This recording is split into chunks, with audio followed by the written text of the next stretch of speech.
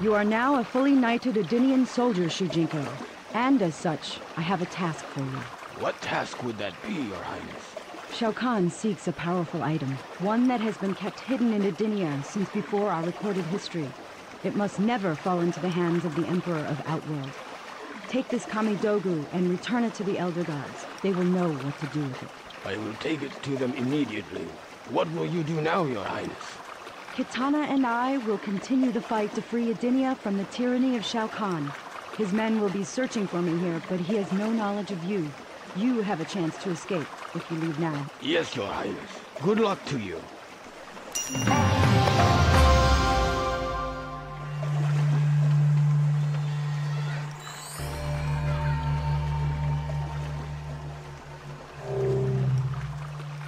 Yes, if it will inspire its owner in the fight against Shao Kahn, I will gladly bless the sword you carry.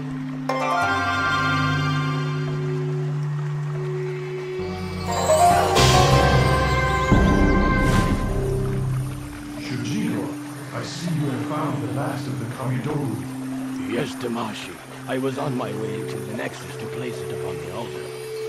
Because you have recovered all the Kamidogu, I will receive a physical body and will be free to dwell in the physical world. My rebirth is to take place soon in our world. That is wonderful news. Congratulations, Damashi. Hurry, take the Edenian Kamidogu to the Nexus. I will meet you there. It will be good to finally bring this quest to an end.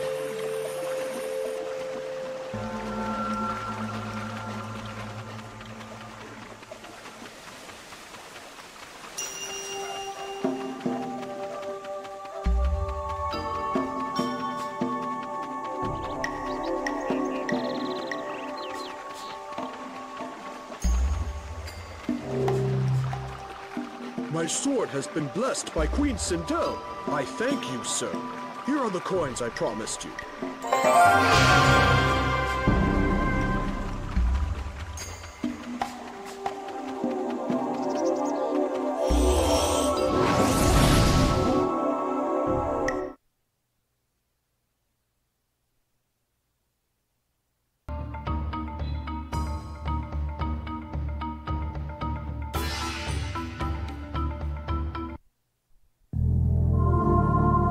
The hunt for Quan Chi had led Scorpion to the palace of Shang Tsung.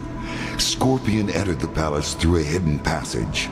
As he made his way through the lower levels, he was discovered by the two Oni he had previously encountered while in the Netherrealm. Shang Tsung had secretly allied with Moloch and Draman as a backup defense against Quan Chi. The two Oni had been hidden in an underground chamber and were periodically fed mortals to keep them satisfied. Scorpion fought well, but was overpowered by Moloch and Draman. Although they could not consume the ninja specter, they devised another means for eliminating their foe that would satisfy their cruel nature.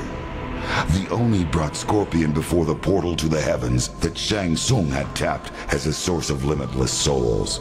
They hurled him into the Solnado, and his hellspawn body was ripped apart by the purity of that realm.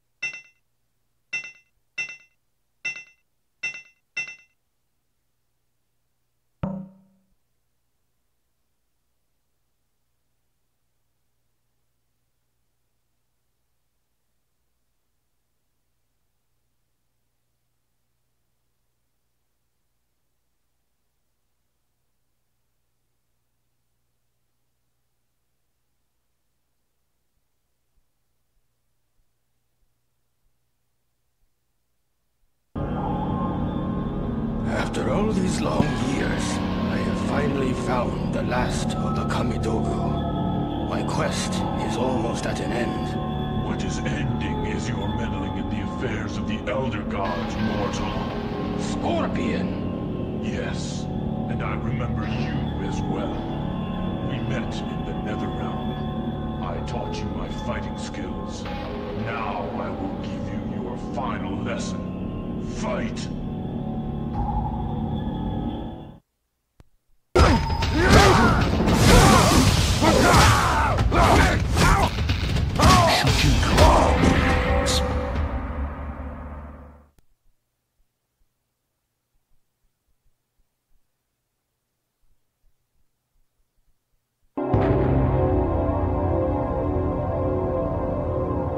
Defeated him. Now I am free to complete my quest.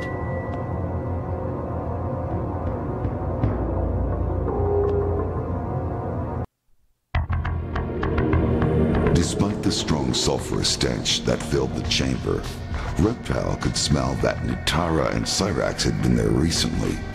There was no sign of them now, except for some scattered glass shards and a residual trace of strong magical energies. His revenge would have to wait.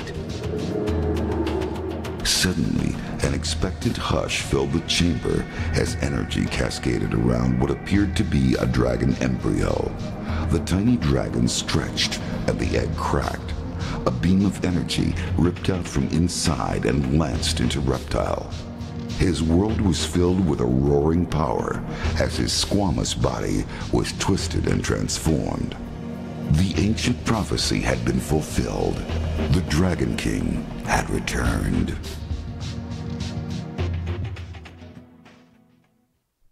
I do not understand. The Kamidogu should have been transported to the Elder Gods. Why is it not happening? Because you have not completely finished the quest. What are you? Ah, yes. Familiar words. Perhaps this will help you to understand. Damashi! What has he done to you? Let him go! Shujinko, please save me! Oh, fool! Damashi does not exist. The avatar you see before you is merely a projection of my consciousness. I manipulated this astral puppet from beyond the boundaries of death, and in turn, manipulated you. I deceived you into bringing me the means of attaining ultimate mastery over reality. So it seems that I have indeed known you all these years. Then by what name shall I call you now? Tell me who you really are, demon. I am Onaga, the Dragon King of Outworld and soon-to-be ruler of all that exists. I must thank you for giving me so much power. The Kamidogu are mine. You may have them. They do nothing. You have wasted your time. Nothing happened when I placed them all on the altar. Not all. If you had found the last piece, the altar would have transported them to the Elder Gods. But the last piece is currently in Outworld in the possession of a fool sorcerer. I will deal with him later. For now, I will take these artifacts you have so dutifully collected for me. I am afraid they will not make it into the hands of the Elder Gods after all. And so, Shujinko, your quest is done. Prepare for death.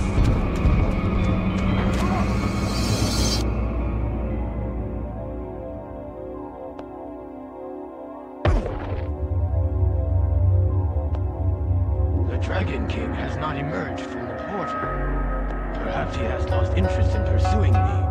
More likely, he has gone to Outworld and will confront the sorcerer who possesses the last remaining object. I have been a fool. Blinded by the lure of adventure, I have endangered the realms and betrayed the Elder Gods. The blame is mine alone. What have I done?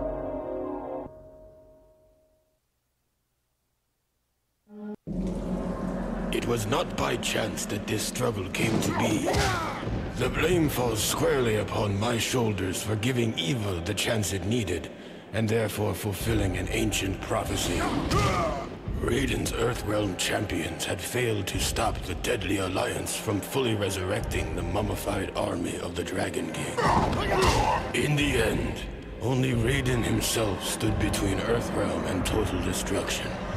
Defying the Elder God's wishes, he alone challenged Quan Chi and Shang Tsung in mortal combat. Earthrealm's last hope for freedom.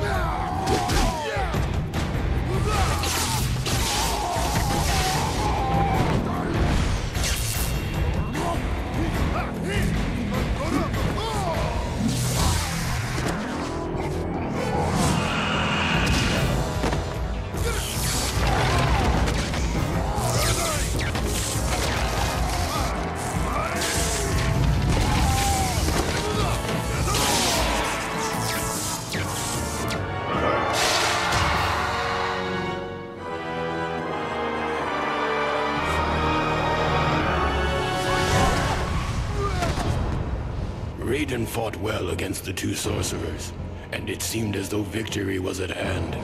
But the combined might of Quan Chi and Shang Tsung proved to be overwhelming, even for a Thunder God.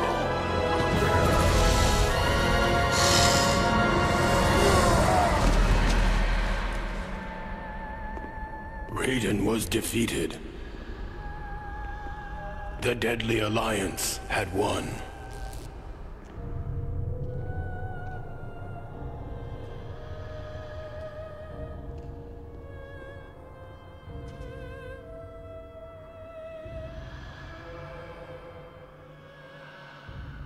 Their victory was short-lived.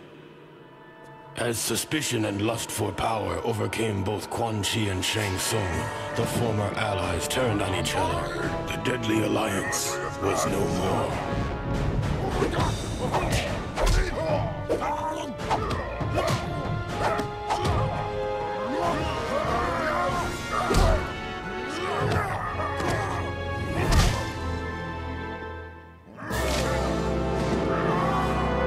Quan Chi defeated Shang Tsung and reveled in his conquest. But it is said that there is only one true ruler of Outworld.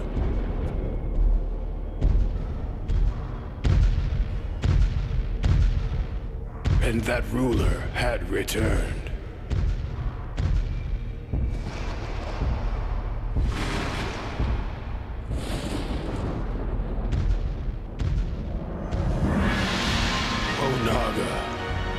Former Emperor of Outworld, the Dragon King.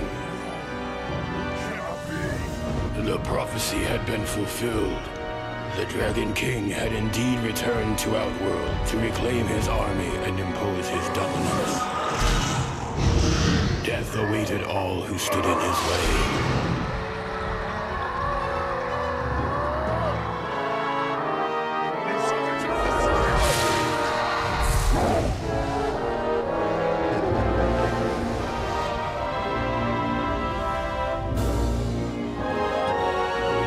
And so it was that a new alliance was formed out of desperation.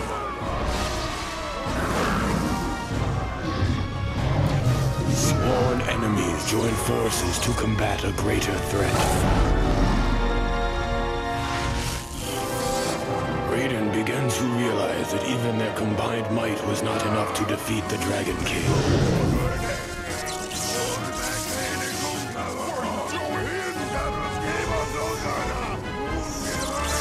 There was only one chance left. Raiden's sacrifice was in vain, for the blast had little effect on the Dragon King. Now Onaga has what he needs to shape the realms as he sees fit. I was the fool who brought him this power. Only I can destroy this threat, born of deception.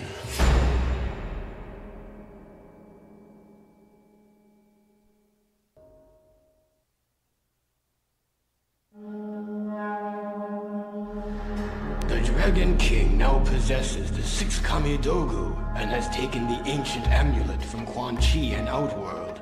Although each item is powerful beyond mortal comprehension, Individually, they contain only a fraction of the power needed to create the realms. To become all-powerful, Onaga must discover a way to fuse them into a single ultimate Kamidogu. I have been a pawn in Onaga's scheme to rule all. If I am to redeem myself, I must continue to learn all that I can and prepare for this final battle against the Dragon King. My journey is far from over.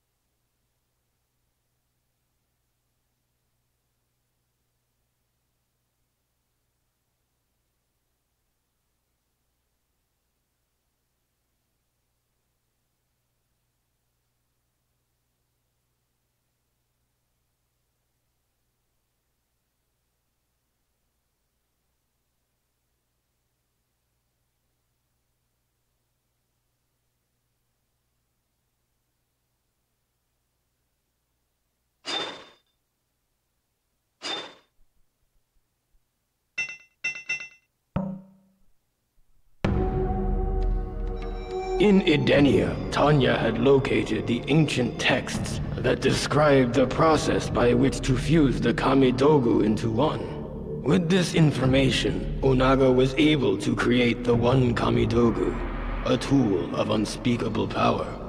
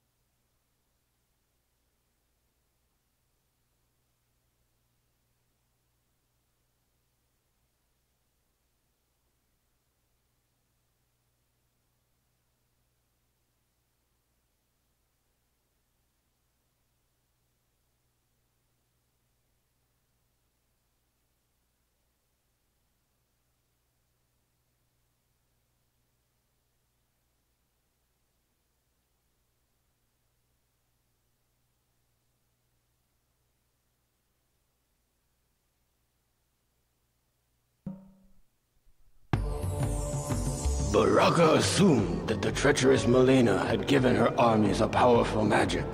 They fought with savage brutality, but he could not stop their advance. He vowed that Melena would pay for her betrayal. Baraka's warriors brought word that she had agreed to meet with him in an ancient lair, but Baraka was no fool. He sent another in his place. Baraka's scouts reported that the Earthrealm warrior Sub-Zero was near. He allowed his remaining militia to deal with him. On his way to the rendezvous point with Raiden and the others, Sub-Zero was ambushed by a band of Tarkatan warriors in the living forest. He tried to outrun them, but there were too many. He was quickly surrounded. Sub-Zero decided that his last living deed would be to vanquish as many of these barbarians as he could before he succumbed to death. As Sub-Zero began his attack, he felt his armor speak to him. It guided and strengthened each blow as he broke their limbs and crushed their skulls. At his feet, a dying Tarkatan warrior uttered the words, "Long live the Dragon King."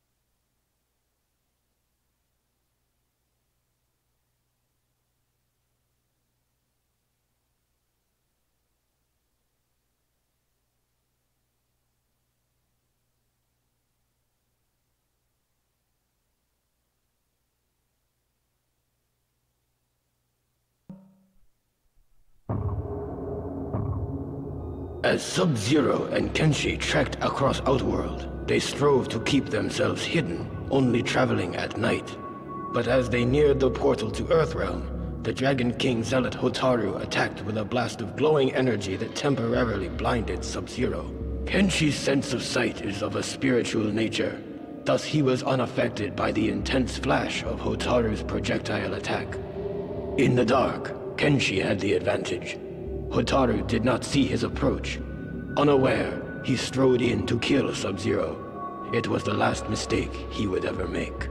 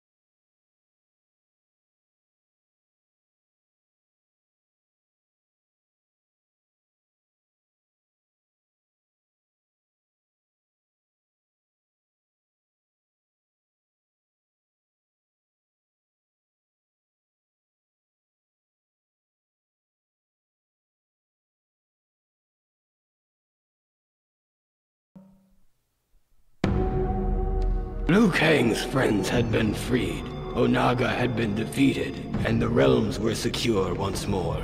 But there was one battle that remained. Liu Kang's body had been used by some unknown force as a tool of destruction. It had left death in its wake, and needed to be stopped.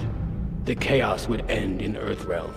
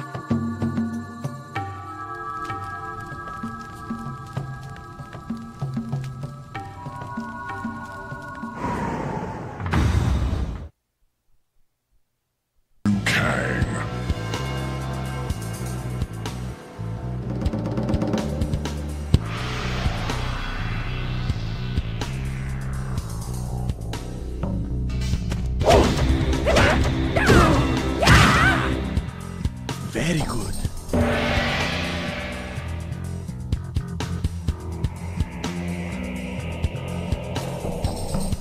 Round one.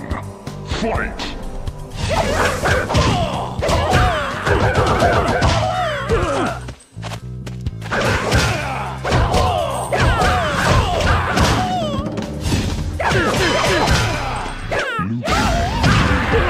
Flawless victory.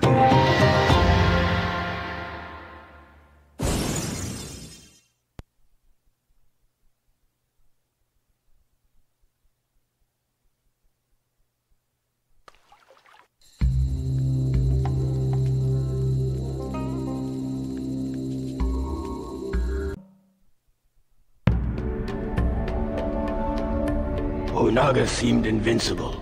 The races of Outworld were in disagreement over how to deal with this threat, and Baraka's hordes were sweeping the land. Boraicho had almost given up hope when he was visited by the spirit of his greatest student, Liu Kang. Their roles now reversed. Liu Kang gave Boraicho the inspiration necessary to continue the fight. Boraicho's soul was invigorated. He met with Outworld's many leaders to forge a temporary truce. Kitana gave him command of what remained of her army, and he led them to battle against Baraka's mutant foot soldiers.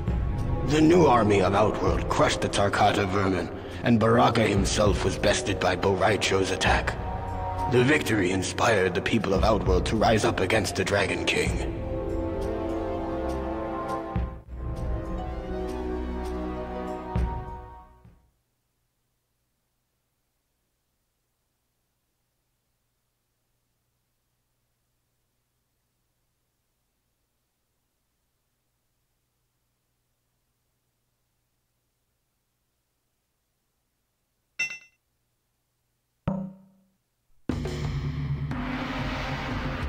Because it was widely believed that Princess Kitana had slain her many years ago, none were suspicious of the veil Malena wore to conceal her Tarkatan features.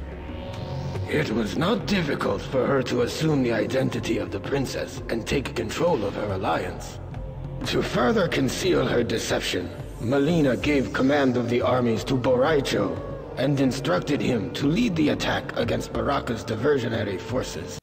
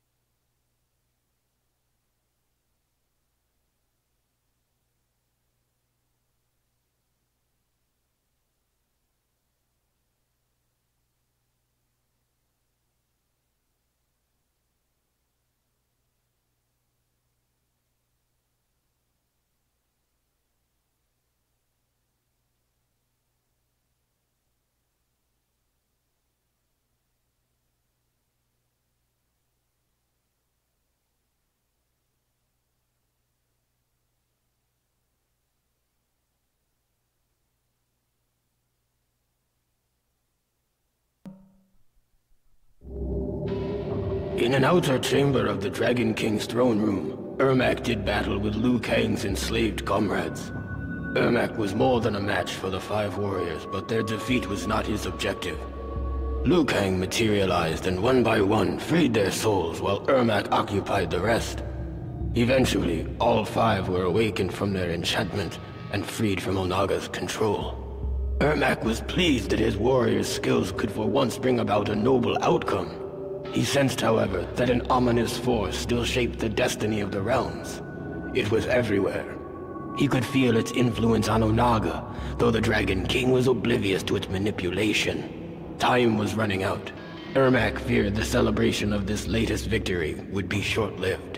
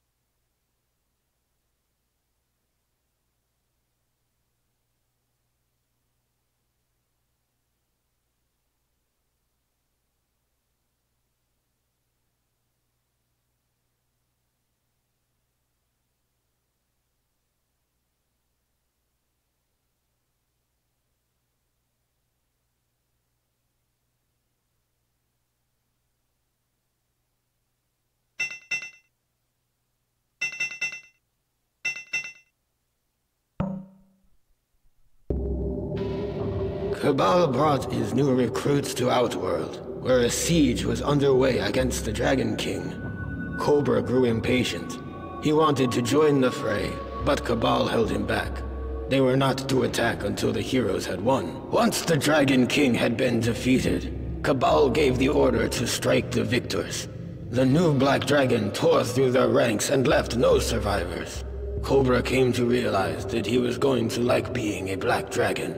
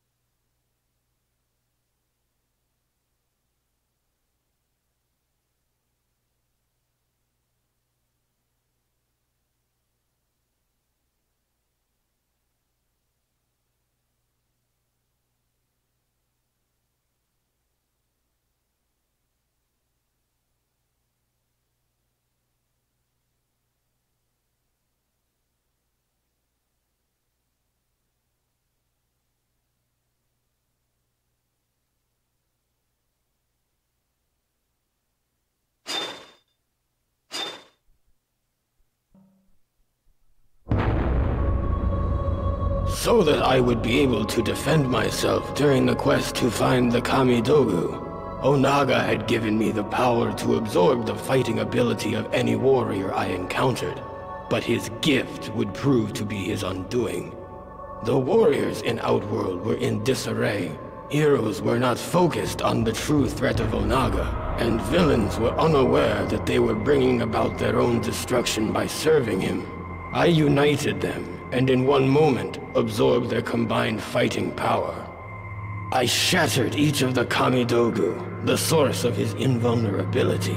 This weakened Onaga, and I attacked him without mercy. His mortal form was no match for a combatant infused with the powers of so many warriors. The Dragon King was finally defeated. The realms will remain as they have since the beginning.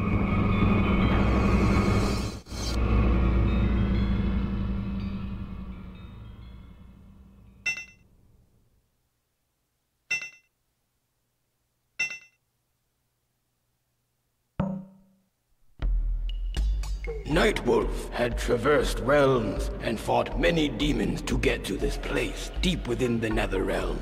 Using knowledge passed to him from his forefathers, he drew a binding symbol on the ground and chanted the ancient words that would draw the spirit of the Dragon King to this wicked place.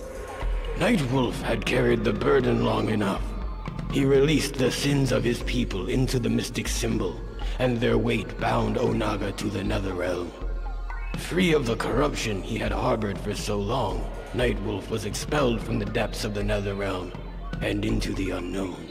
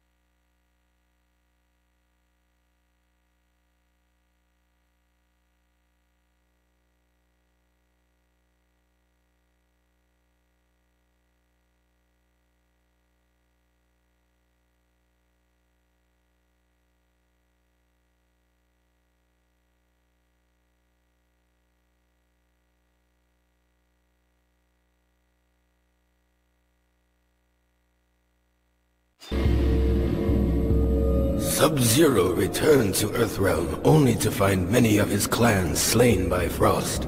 She had come back to the Lin Kuei Temple with the intention of killing only him, but she was now delirious and saw Sub-Zero everywhere. Sub-Zero blasted her with intense cold, freezing her until she could be revived and cured of her dementia. He laid her on an altar in the chamber of fallen Lin Kuei and sealed the room with a wall of ice. Frost will one day recover. When that day comes, she will have to answer for her crimes against the Lin Kuei. Goro. The others had defeated the Dragon King, but left his broken body unattended on the floor of his throne room. Not long ago, a similar fate had befallen his former advisor, Shao Kahn. Havoc ripped the still warm heart from the carcass and consumed it, thus absorbing Onaga's power to reanimate the dead. Had the Dragon King succeeded in his plans for total domination, the never-ending turmoil of life would have come to a stifling halt. Those who defeated him believed that the realms were at rest once more, but Havoc vowed to restore the chaos that once ravaged Outworld. Shao Kahn would rule again.